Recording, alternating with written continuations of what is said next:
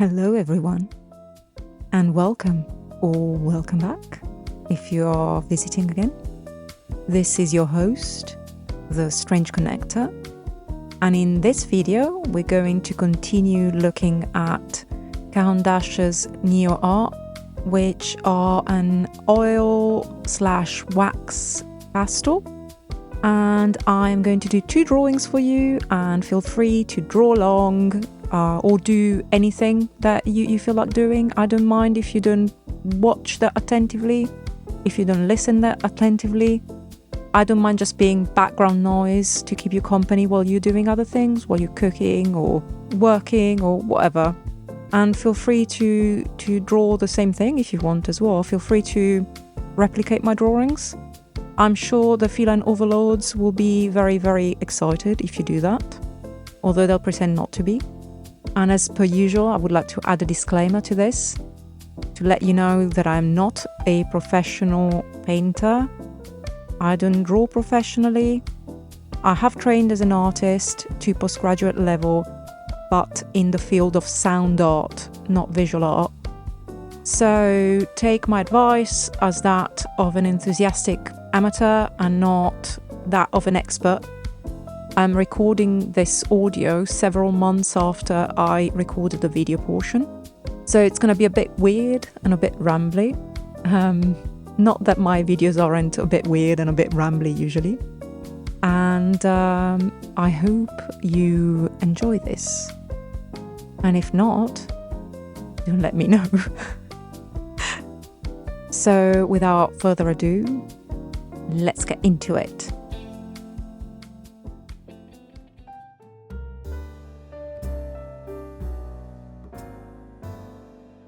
Let me show you something I did earlier. So this is Excel sand grain paper. It's very, very cheap by Canson. And here's a little drawing I did before on the sand grain paper, toned sand grain paper, using Marco oil pastels. And I was just testing them out because I got them for quite cheap. They were on sale, and yeah, and I really like this sand grain paper for oil pastels usually. It's my favorite for oil pastels. Yeah, so I tried those pastels out, but I didn't really like them. I went on top of them with some Mungio oil pastels, which are, by the way, excellent. And then having done that, I thought, why don't I try doing the same thing, but with Neocolor, and use that as a comparison against the NeoArt. But something really funny happened. I don't know if you can see it. It looks like the color completely disappeared. Neocolor, if you've used them before on cartridge paper, on any kind of paper, they look really, really bright and pigmented. But on here, it's just, they kind of just disappeared into the grain of the sand grain of the paper. So I personally wouldn't really recommend this paper for Neocolor. I don't think it's worth it. Neocolor doesn't really need to be gripped that hard in the same way that oil pastel does, or normal pastels. What do you call it? Dry pastels. Yeah, so I was a bit disappointed, but at the same time, I mean, fine. It means I can use any other paper. So I decided to use Canson Mi-Teintes, which I'd never tried before, and I bought it because it was on sale at the SAA, I believe, Society for All Artists. So yeah, so I'm gonna have a go with this because it's not as grainy as the sand grain. The sand grain is almost, it's almost a bit like sanding paper. So this definitely has a texture. I can feel it and I can see it. Let me show it to you. So yeah, it has a texture, a regular texture. I'm not really a fan of kind of regular, kind of machine looking, I don't know how to describe it, but you know, regular texture. You get that sometimes with watercolor paper. But that's all right. Yeah, I don't know if you can see it, it's very regular. I I'll see how it looks with pastel on top. So I'm just folding it now in two, because I'm gonna do two drawings. I don't know if to call them drawings or paintings. I'm gonna alternate between the two. So yeah, I'm gonna create two, one of each of the cats. And yeah, I'm just gonna make it a bit neater because I tore it. And here I am starting the first portrait, so I'm gonna redo the same Feline Overlord that I did before in all pastel, but this time I'm gonna do it in Neocolor. As you can see, I've turned the drawing upside down, and I sometimes do that when I want to get the proportions right, especially at the beginning, because I find gridding and such methods really dull. And when you're drawing from a photograph, if you don't, I don't generally care to have an exact likeness, but if you're trying to do a recognizable portrait of somebody, yeah, without too much distortion, then you know this helps. You can also grid, or you can measure. I mean, when I'm drawing from life, I measure using a pencil, but I don't know, I'm just doing a quick demonstration, so, you know, like I'm not bothered. So that's what I'm doing. It doesn't have to be super exact, I just want it to be a likeness, a loose likeness.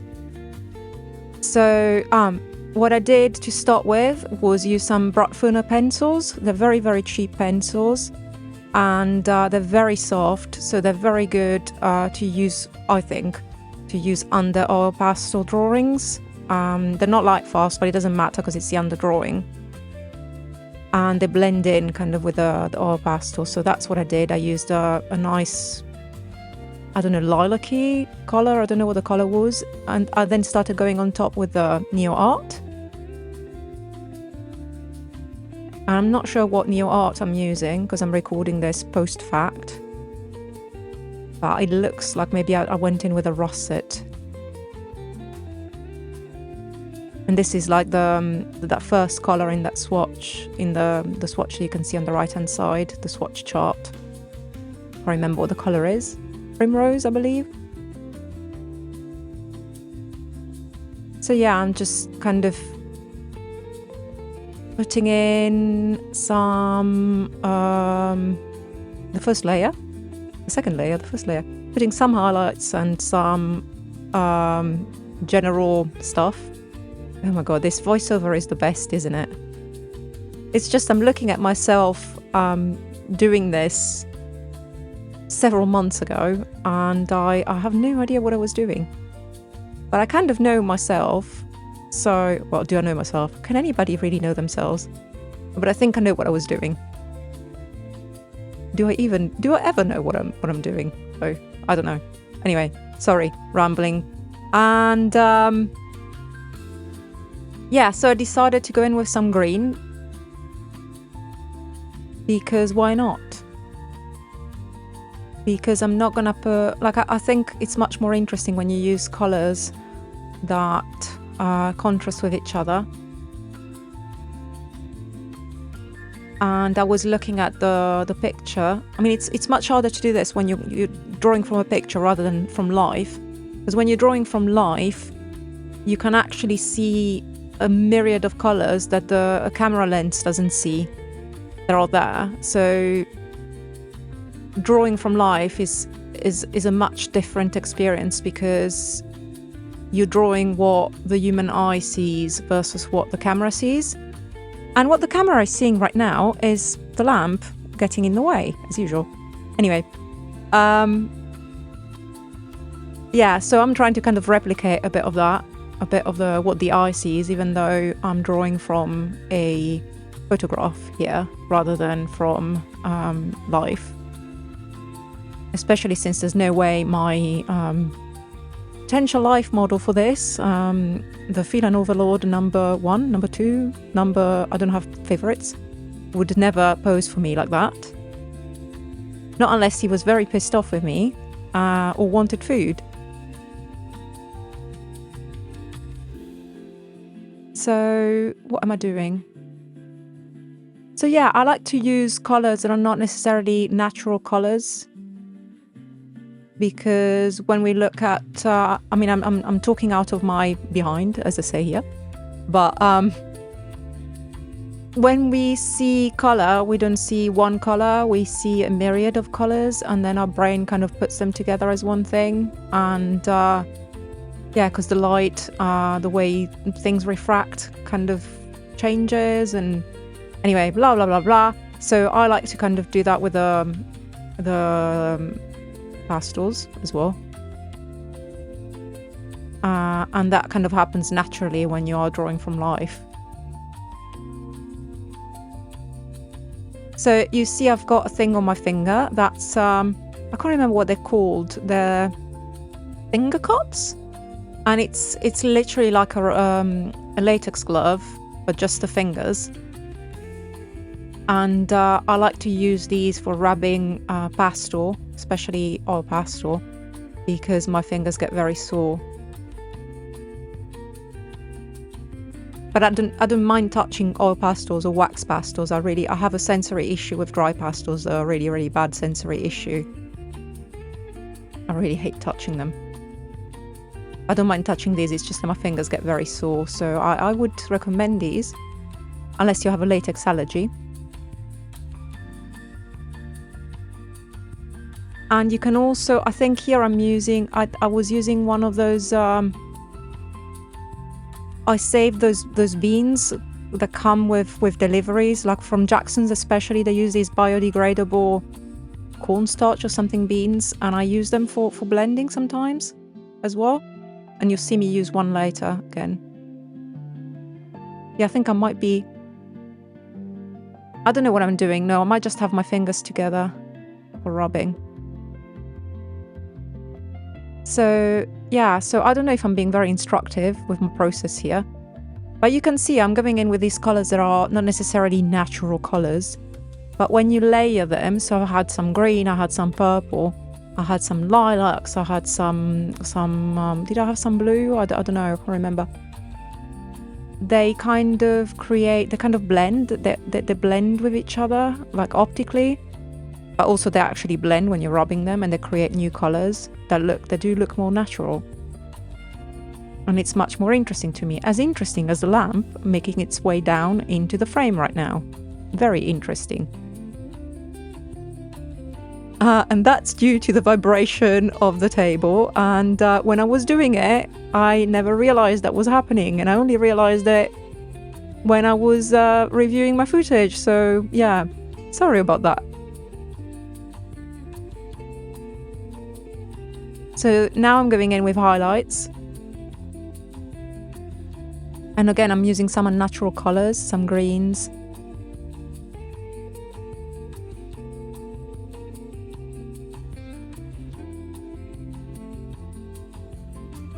That looks like a white, so I actually did use a white on top.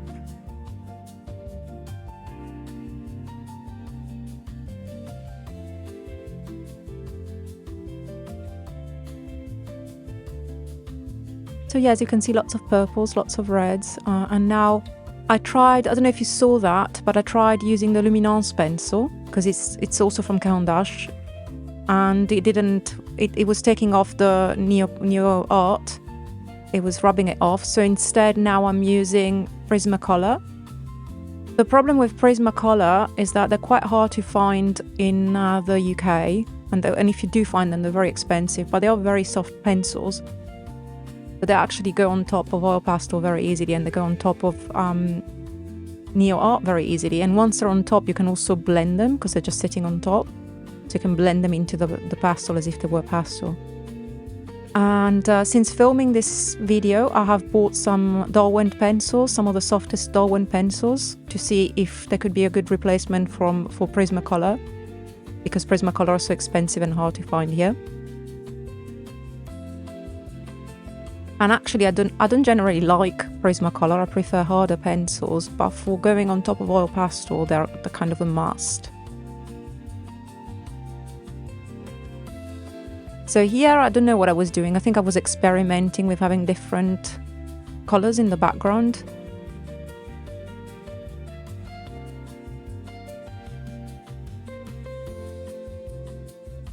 Then I blended it all in, and it just became a bit of a mess. I don't know. I really didn't know what I was doing. I mean, this was almost a year ago now. Not that I know what I'm doing now, but I've had a bit of a go at learning acrylic painting since, and it's taught me some things about layering. And I think I was trying to do that here, the same thing that one would do with acrylics, and without really knowing what I was doing, and it just became a bit of a mess. It's okay though. And here I'm adding detail with a white Prismacolor, and you can see how soft it is. So it's perfect for doing this. That's literally the only thing I use Prismacolors for.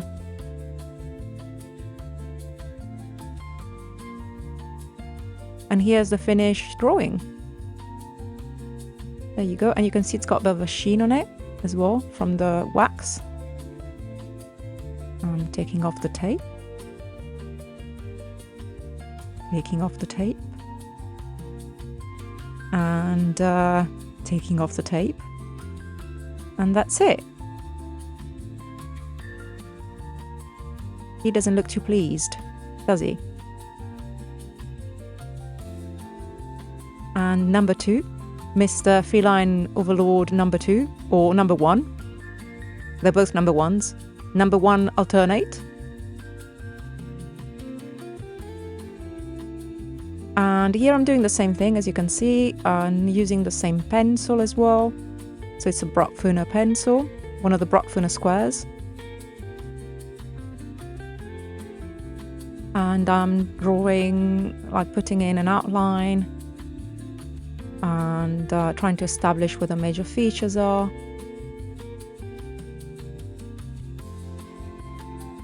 So this upside down thing is to trick your brain into actually drawing what it sees rather than what it thinks it sees. Because if you're looking right side up, when you're drawing an eye, you're thinking I'm drawing an eye, and you're gonna stereotype it, make it, I don't know if that's the right word to use, but you're gonna make it look like what you think an eye should look like rather than what the eye looks like in the picture. So it's good to turn it around occasionally to adjust proportions and positioning. And but here you can see I've got it the right way up, but it's good to kind of turn it around and alternate. It's a good trick. So I'm making some adjustments, still drawing in with a pencil.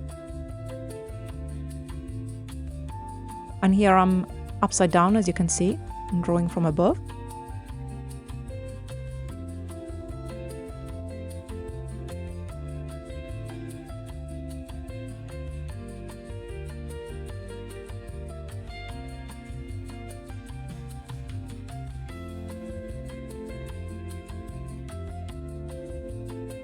There really isn't much to say, is there?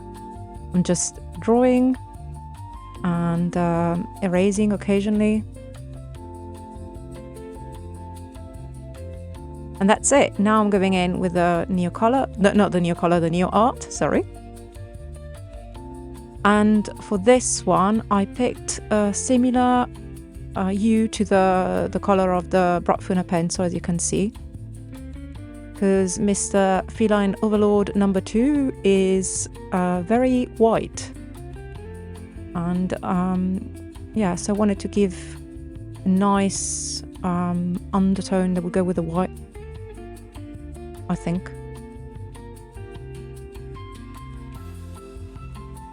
Yeah, so this is a darker purple. And I'm mostly just establishing the features and the areas of shade now. The main features. And just blending it in again with a finger cup.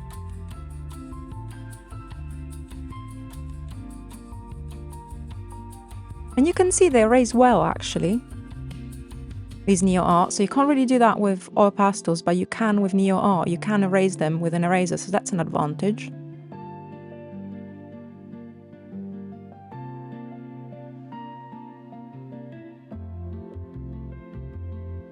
But I have to say, they they are harder to blend. So harder in the sense that you have to kind of really, really go for it, but they do blend. It's just that I would advise wearing a finger cut or something like that, or using a tool, because your fingers will get kind of worn out on your fingertips. It'll start hurting your finger after a while.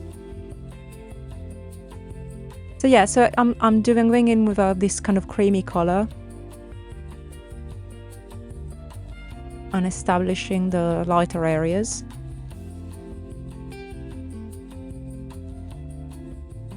And again, adding some shadow shade back in, undertone. I hope I'm not boring you to death. It's a very weird experience because I'm recording this audio at such a temporal remove from when I recorded it, that it's a very odd experience for me. I hope it's not too odd an experience for you to listen to me ramble on top of this. Anyway, I'm trying to remember why I made the choices that I made.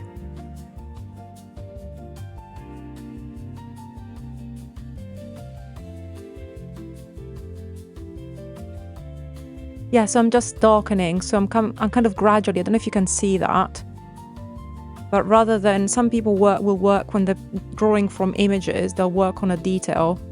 Like I said, they'll start with the eye and then go from the eye to the cheek to the... And I can't really function like that. I have to... The whole thing has to emerge all in one go. Not all in one go, but like the whole surface. I have to work on the whole surface, and it has to emerge in layers. I can't just do the eye completely, then do the nose, then do the mouth. It's also kind of boring to me. I mean, I'm not saying it's boring for everybody, it's boring for me. I would find that incredibly boring, like I'm doing paint by numbers. And this is more interesting and more surprising as well, because I don't know exactly what it's going to look like at the end. And I can make changes as I go as well. I'm not fixed to, if I did the eye first, then I would have to do everything based on that. And instead, I can keep changing it and it can keep evolving. And it can also become rubbish. Complete and utter rubbish. Like it did earlier for the background. So yeah, here I'm adding touches of highlight, and I'm probably going to blend it in. So there's a lot, I'm noticing a lot of blending. I don't know if I would blend quite so much now. And you can see, do you see those little bits of white? So that was wax crumbling. So they are very crumbly pastels. But it's very easy to get rid of the wax crumbles, so they don't stain or...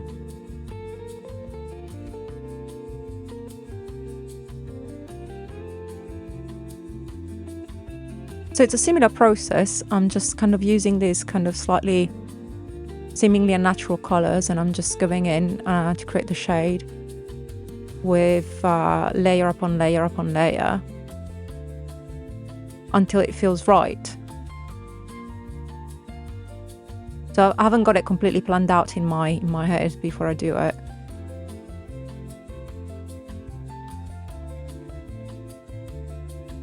So yeah, so this is I don't know, is it burnt sienna maybe? I don't know.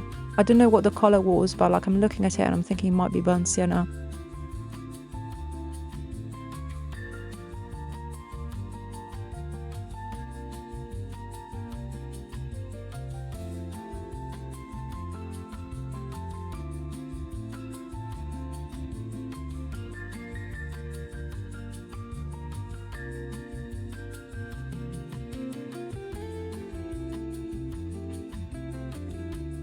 So yeah, here I don't think I used any green because the undertone of his fur is different.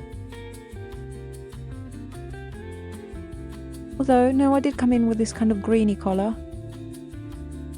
but just in the darker bits.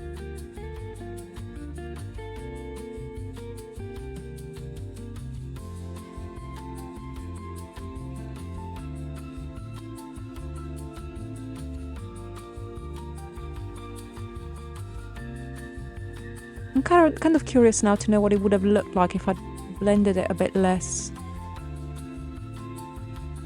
But I'm wondering that if I'd done that, I would have been able to see the grain of the paper, and I don't necessarily like the grain of this paper. I mean, I don't like the regularity of it, so I don't mind not seeing it. And here I'm doing the same as I did before, going on top with some Prismacolor pencil, adding some more fine detail, and just making some adjustments.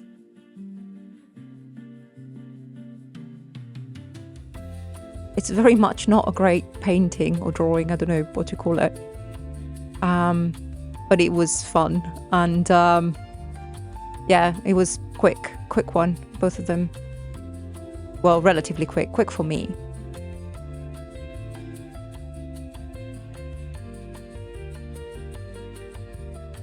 But yeah, it's very much not perfect.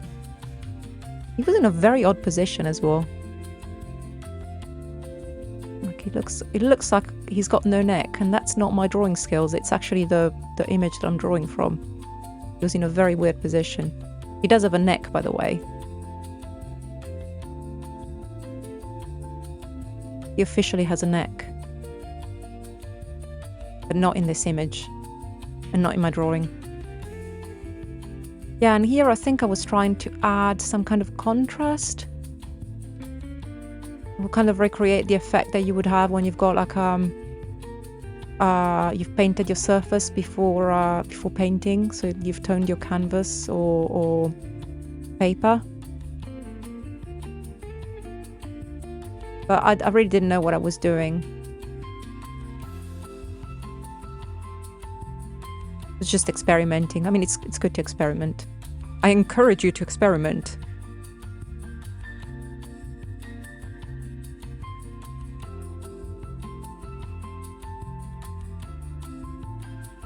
And yeah, last final touches, the whiskers, very important whiskers. With Prismacolor white pencil. And a few highlights as well, tiny highlights, corrections.